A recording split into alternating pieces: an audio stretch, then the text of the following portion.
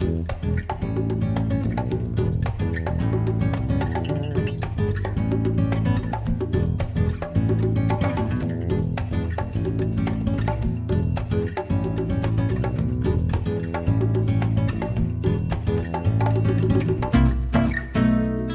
Newsletter TV, the Quilters community, is brought to you by Handy Quilter, designed by a quilter for quilters, and Husqvarna Viking, keeping the world sewing for over 140 years. Hi, and welcome to Quilters Newsletter TV, the Quilters community. I'm Mary Kate Karr-Petras, and I am here with Thomas Knauer, textile designer and quilt designer. Welcome. Well, thank you for having me. And today you are here to sell us on tying quilts or knots? Knots in general. Which, as we know, can kind of have maybe a, not the most popular way of finishing quilts these days. Wouldn't you agree? Perhaps. Although I think we're missing something. Okay. We're missing out on something. At a very basic level, I love the tradition of them and the practice of them. And there are a couple of ties for me, pardon the pun, personally of, my family. My parents were born in Lancaster, and going back, we are from Lancaster, Pennsylvania. And that Amish tradition, before there was the quilting tradition, they made comforters, and those were tied. Just two big cloth, stuffing in between, and you tie them to keep them together. And for a long time, knotting continued in that tradition. And so for me, it is a reference back to sort of the basic materiality of what these things are, the simplicity and sort of essence of a quilt. That I love decorative, beautiful, complicated quilting, but with knots, it really is down to what matters about this object. It's that basic utilitarian, get it on the bed. And to be used, to be given. The quilt at its essence is this sharing and this community and all of those things that are essential to quilts. In knotting, I feel like it really is back to the essential. Instead of worrying is every single quilting stitch perfectly and et cetera, et cetera. It's not the quilt, the object, the thing and what it means is what matters. Which relates to this quilt that we have here on the table, right? Which was made for me before by my wife's grandmother, who lived in the mountains of eastern Kentucky and was a fabulous and wonderful traditional quilter, very much a utilitarian quilter, who made some beautiful quilts, but it was very much, again, about that utilitarian tradition. And after my wife and I were married, very shortly after that, I moved to Iowa to go teach, and she was concerned I would be very cold. And so she made me this quilt out of polyester and wool, and it weighs 4.5 tons. But it was then that gesture, what her concern was, I would be cold. And her hands were no longer in the greatest of condition, and her eyes were also going. So it's a very simple quilt, but it gets back to that. The gesture is, I am new to the family, but that didn't matter. I was family. And she had a specific concern, so she made me this quilt. Is an act of love. It is a demonstration. And that, to me, that just basicness of knots speaks so well to that.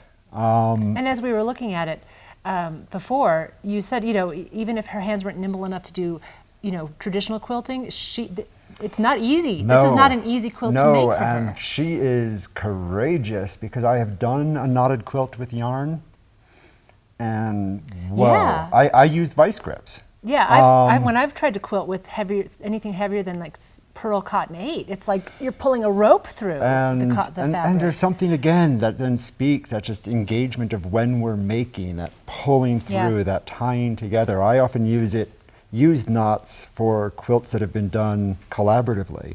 I like the idea of tying those blocks from all the different people together as a metaphor. In community quilts and charity quilts, people tie quilts. People who don't have quilting experience are invited to come, say, to a church basement to tie quilts for charity. And you don't need to have experience, but you still get to participate. And that's where it's seen as, okay, it's quicker, and that's why we'll do it for charity. There's a metaphor there in tying a knot. Well, let's talk about things together. Let's talk about how you adapt that for your own work, for your own artwork. So I'm then interested in not just tying the whole quilt, but using that as another bit of a visual vocabulary. I can pull in all of that reference, hints of the knotting, but just putting it in terms of a particular space. I may offset a color, one block, one square that stands out in terms of the fabric color, but then I can use knotting there, one as a standout texture, but often the greater weight there, like in this case, I'm cooling it back to the blue and the white stitching in the quilts. Right. Even though I have this warm brown in the cool blue, it doesn't just scream, it's pulled back in. Or I can do that of all, say I were to do it in virtually whole cloth, one color or tonal or textural in just a certain area, I might pick up whatever my quilting motif is and just do one bit of it with knots. Or you might do it hand quilting, but it's just then, it's a third visual, sort of third texture or layer you might play with, and a lot of people are, of doing machine quilting with a little bit of hand quilting. Well, what about a third vocabulary? Now we have 3 tiers. We have really tight and flat, and then bigger and longer, and then a few that pop out. And and like literally it has it elevates. It has an embellishment and a surface design quality to it as well. And as you said, you're kind of on a crusade to convince people to incorporate this more. And I'm one of those people, because I'm thinking, I'd rather do real quilting, but I look at this, and you're right, it gives it a whole new look. And it's and we going to quilt shows, going to International Quilt Festival, you don't see a lot of this being used. And so you've taken something that does have this very traditional background, and it's almost kind of revolutionary at this point. It's fairly unique from what I can see. For me, it's then how that really strong difference of the knots versus the quilting then really sort of can reorient and change how the eye sees all of the other rest of the quilt, how that one bold statement makes a difference. Here, oriented vertically, it's sort of very design-y, abstract, whatnot, whereas if I turn it sideways, it takes on a much more of a landscape reference. So where it almost gives it a resting place. Right. Whereas here it's a flow through when it was vertical, here it's a resting in a calm. Nice. And how it can alter just balance, symmetry, relationship, where you don't have to necessarily do all of these things just with the piecing design of just pull out one moment and really pull it out. And it also makes me want to reach out and touch it. And that is. I always want to reach out and touch quilts whenever I see them, but like this, I really just want to be in there. And there's a real tactility here. It's inviting. It has an inviting quality. I went over the top in here and just way incredibly close together. It just becomes a purely textural area. Here it is those lines, and the way long cut, I like leaving my tails relatively long a lot of the time, but just it is that texture. My children, our baby, who's not so much of a baby anymore, just grabs them, plays with them. Even into toddler years, they still like to have things to. My toddler's meanwhile ripping out the hand stitching on a quilt, on the binding. And that's figure I'll wait till she's finished, and then I'll go back and I'll stitch it down again. That utility of just with a knotted quilt, if something happens over the decades that hopefully the quilt is alive, it's much easier to fix. That's true. If you're making children's quilts that are going to get battered, and then I hope my children pass their quilts down to their children, and so on and so on. If you think of a quilt lasting a century, it's a very forgiving practice. So let's talk about the actual stitch, which is probably fairly simple. Let's talk first about your tools that you're using and how you chose them and why. So I start by, especially if I'm going to isolate just one little area, I will often do my knotting early in the process instead of at the end. So I'm not quilting the whole quilt and stopping and what knotting and feeling. Just get this area done. But I will quilt around that space just so I know I have this area good and taut. And I'm not putting lots of who knows what going on back there. And you marked it. So isolate it. I then mark it. I will use a pen. Here's a case, one of the rare cases where I will use something like a friction pen versus a marker, water-soluble thing. Just, I like, again, ink. Okay. It just flows. I can make a very small mark very nicely with it. And the thread's going to cover it up. The thread's going to cover it up even if it doesn't heat out, iron out. I hoop, but I don't go crazy on my hooping. So you can see I'm just using a generic embroidery hoop instead of a quilting frame built to hold and hold. Or even a larger, sturdier quilting hoop. Right. It's not really called for this application. I have found it just makes it a little bit easier to have that bit of tension and stability there. If I'm doing a whole quilt, I just do it in my lap with no hoop whatsoever. Okay. If I'm doing a very specific designed, isolated thing, that little extra bit of stability helps you keep to your spots better. What kind of needle and thread are you using? I use a moderately small, but not, embroidery needle. I don't go to like a darning. I don't want my hole huge, but since I'm using, I will very often use 6-stranded embroidery floss. Oh, all 6 strands. All 6 strands, and I tend to use embroidery floss often just because I get so many more color options than I might in what I can find in pearl cotton. And then when you trim the ends, then it does fray up. It frays and fluffs over the years. Yeah. It turns into little puff balls. So I use what is sort of a version of a double surgeon's knot. Okay.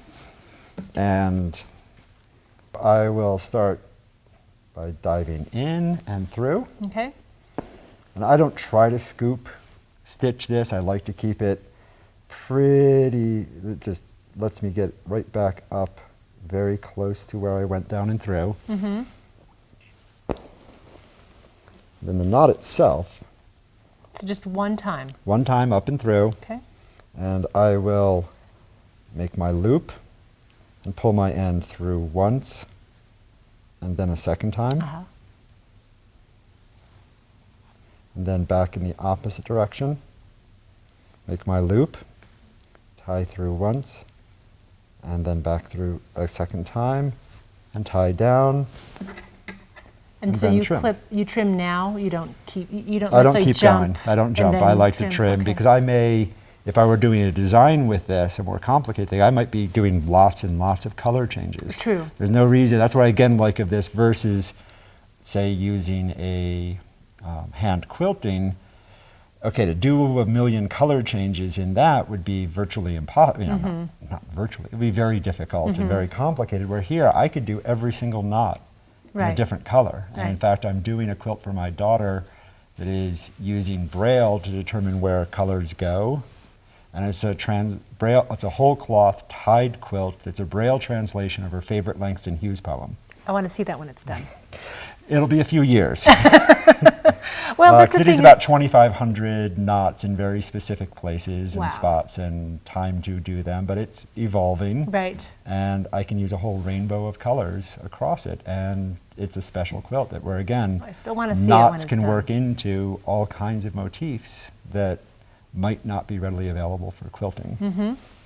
So I trim, and there it is. And then do you ruffle it up or? It ruffles up its own? kind of on its own. I can do that. It really, usually the first wash and dry, you can see in the original one, that was just one wash and a very quick dry, and it's already now. Already has that really nice If I were quality to to wash and then thoroughly dry, this will just puff and go and become pure softness, as these did over time, and have years and years and years before they really let go, because I think this has only been washed a few times.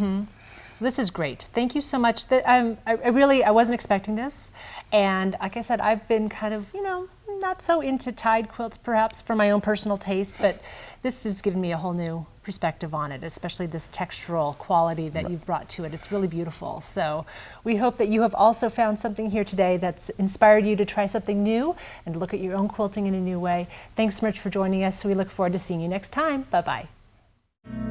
Quilters Newsletter TV, the Quilters community, is brought to you by Handy Quilter, designed by a quilter for quilters, and Husqvarna Viking, keeping the world sewing for over 140 years.